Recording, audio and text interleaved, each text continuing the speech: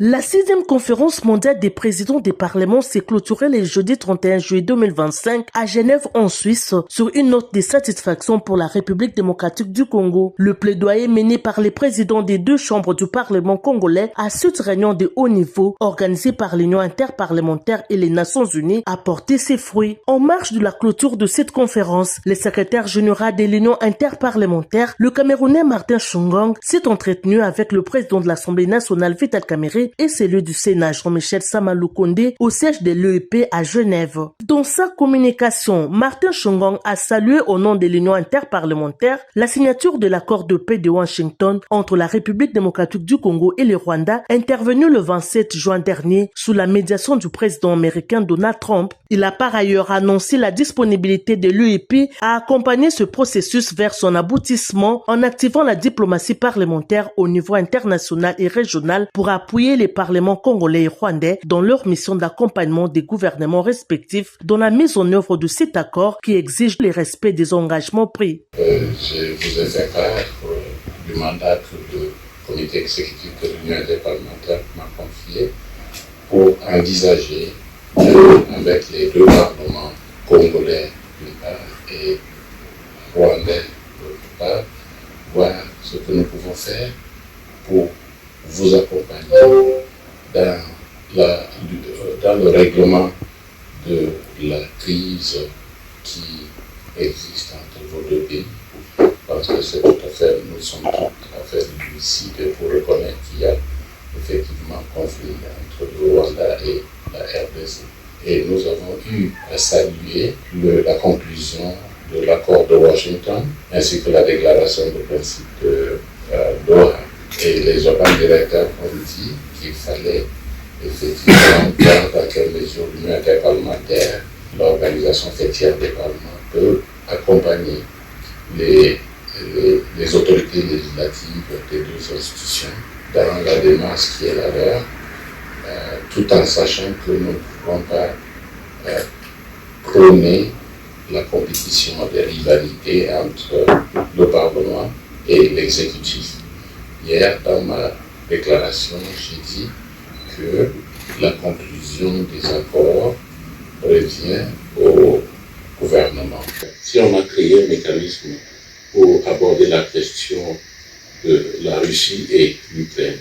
si on a mis en place un mécanisme permanent pour suivre l'évolution de la situation à Chypre,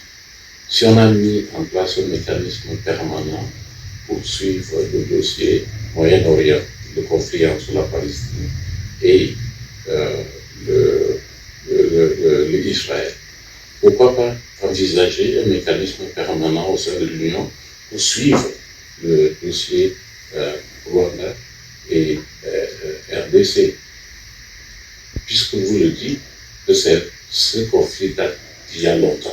Martin Shungong a renchéri en appelant les deux présidents des chambres du Parlement congolais à mettre en place, au sein de leurs institutions respectives, un mécanisme de vulgarisation de cet accord auprès de la population et de la classe politique congolaise afin d'en assurer l'appropriation par l'ensemble des citoyens. À ce sujet, l'Union interparlementaire s'est dite prête à financer cette démarche comme elle a fait dans certains pays qui, grâce à la diplomatie et au dialogue, se sont engagés à mettre fin au conflit pour faire place à la paix. Martin Shungong a également annoncé que l'UEP entend se joindre à la démarche déjà amorcée par l'Assemblée parlementaire de la francophonie afin de conjuguer leurs efforts pour la réussite de ce processus. Le soutien apporté par l'Union interparlementaire au processus de paix en cours en République démocratique du Congo marque l'aboutissement d'un travail acharné mené par le Parlement congolais à travers la diplomatie parlementaire pour inviter la communauté internationale à soutenir l'accord de paix de Washington signé entre la RDC et le Rwanda le 27 juin dernier.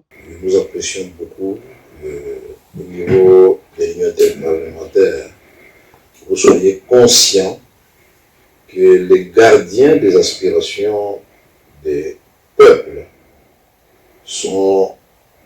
un rôle à jouer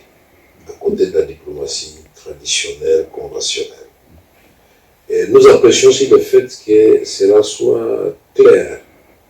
Nous ne sommes pas en train de faire le travail du gouvernement ou des ministres des Affaires étrangères.